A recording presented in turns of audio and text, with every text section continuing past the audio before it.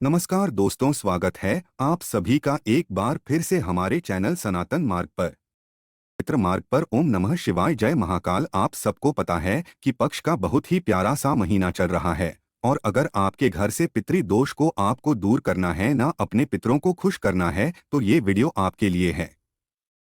पूज्य गुरु जी की कथा सुन के बहुत अच्छे से आपको बताऊंगा। बस रोटी के ऊपर आपको रोटी रखना है।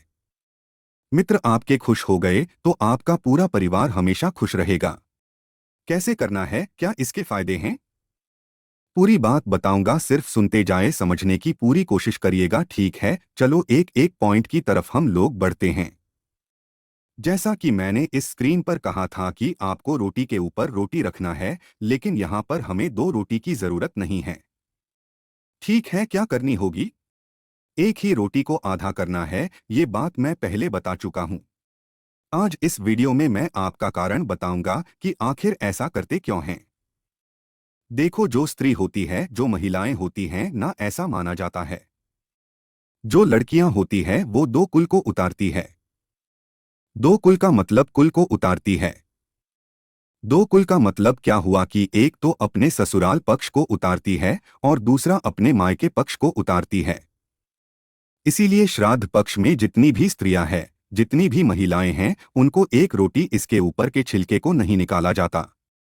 आपको ऐसे रोटी को लेना है, इसके दो टुकड़ों को कर लेना, हाफ हाफ कर लेना, और फिर क्या करोगे, कुछ मीठा रखना। लाइक अगर आपके यहाँ शक्कर हो, चीनी हो, वो रख सकते हो, गुड़ का टुकड़ा हो वो रखना। एक रोटी के बीच में उस टुकड़ों को रखना और दूसरी रोटी के ऊपर उसको ढक देना, और ढकने के बाद आप चाहें तो गौमाता को खिलाना चाहिए।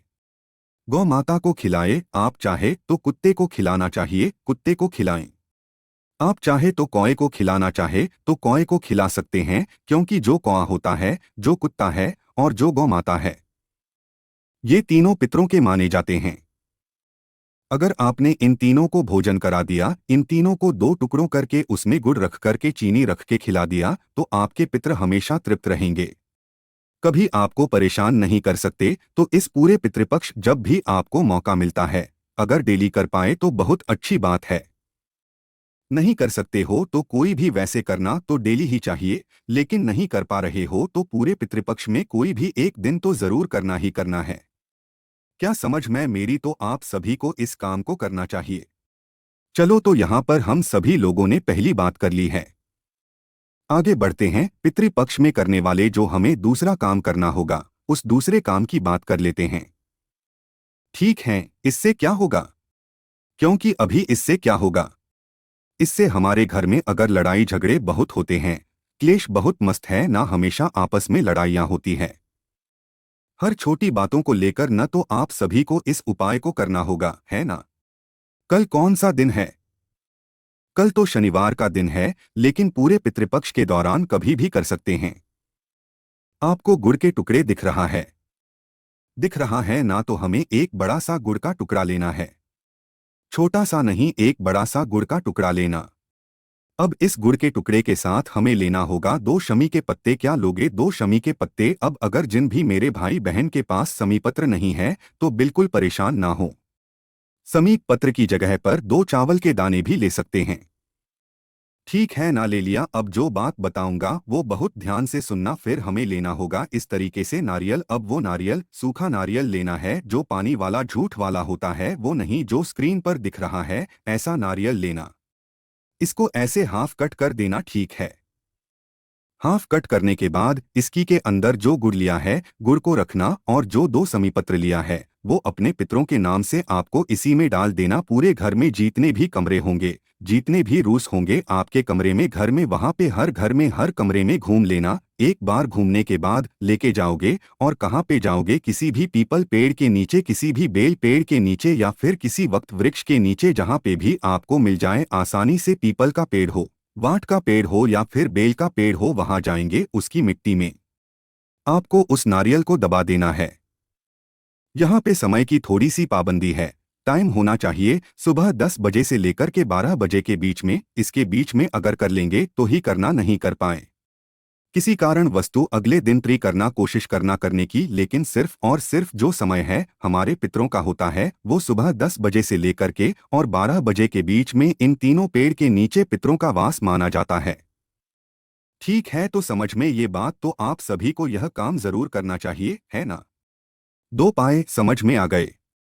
आगे बढ़ते हैं इस वीडियो में, लेकिन अब मैं आपसे कुछ भी नहीं कहूंगा। अब सिर्फ मेरी फीस देकर जाना है और फ्रीज मेरी होगी कि वीडियो को करेंगे शेयर आप जिस भी प्लेटफॉर्म पे हो। फेसबुक, इंस्टाग्राम, व्हाट्सएप हर जगह शेयर करेंगे। ठीक है ना? चलो अब समझ लेते हैं। इसी में हम लोग पितृपक्ष पे करने वाले सबसे तीसरे और बहुत ही प्यारे से उपाय की।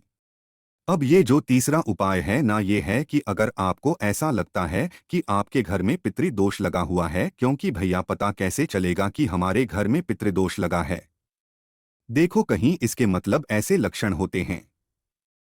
सबसे पहला लक्षण है कि अगर आपके घर में हर छोटी बातों को लेकर लड़ाई होती है तो ये होता है पितृदोष। अगर आपके घर से पैसे बहुत ज्यादा खर्च हो रहे हैं, बिना मतलब के पैसे हमेशा खर्च होते हैं, तो वो एक पितृदोष का लक्षण है। तीसरा, अगर कोई व्यक्ति हमेशा बीमार हमेशा पड़ा ही रहता है, उसको दवा असर नहीं कर रही है, तो ये भी पितृ के लक्षण माने जाते हैं। आप समझते हैं कि इस दोष को दूर कैसे करोगे? इस पर आपको दूध दिख रहा है तो आप क्या करेंगे कि छोटी सी कटोरी लेना, कोई भी ग्लास लेना, उसमें आधा भरना दूध और आधा भरना पानी। ठीक है ना? क्या भरोगे? आधा भरना दूध, लेकिन जो दूध लोग हैं वो गौ माता का कच्चा दूध होना चाहिए, कोई और दूध नहीं लेना। दूध पानी ले लिया और इसको फिर लेके चले जाओगे कहाँ पे? हमेशा जाना चाहिए पीपल पेड़ के नीचे। लेकिन पितृपक्ष के दौरान दूध और पानी के मिक्सचर को पूरे घर में घूमने के बाद कहाँ पर जाओगे?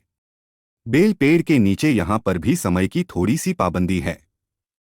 टाइम की सीमा होनी चाहिए सुबह 10 बजे से लेकर के और 12 बजे के बीच में। ठीक है, अगर डेली कर सकते हैं बहुत अच्छी बात है, वेल एंड गुड है। नहीं कर सकते हैं तो आपको कोई भी एक दिन निर्धारित कर लो। पूरे पितृपक्ष दौरान ये उपाय करना ही करना है।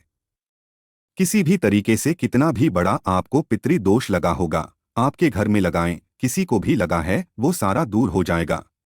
ठीक है, लेकिन जब बेल पेड़ के नीचे पहुंचोगे तो सबसे पहला काम करना होगा घी का दिया लंबी बत्ती का जरूर लगाना। क्यों?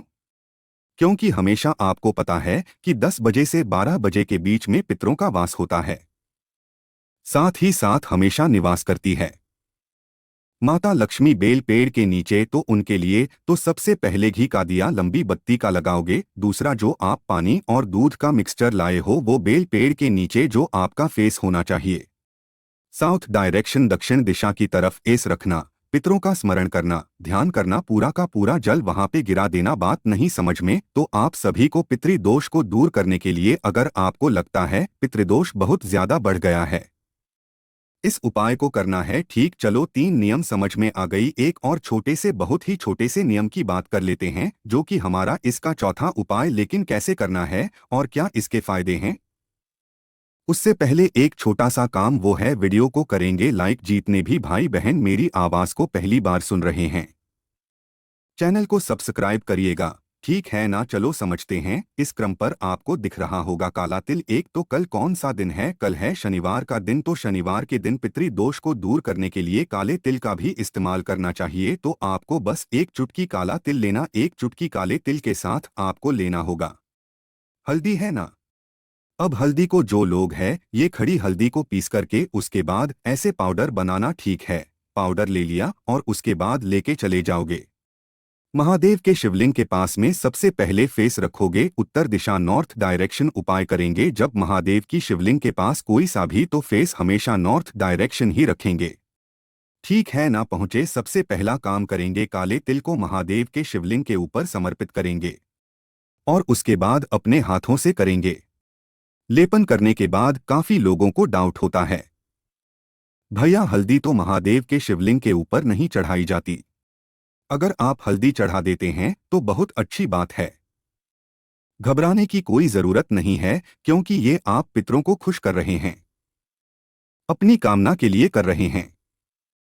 श्रमभीश्वर महादेव के नाम से काले तिल को हल्दी में मिला करके समर्पित करने से पितृदोष तो दूर होता ही होता है, साथ ही साथ हमारी मनोकामना भी पूरी होती है।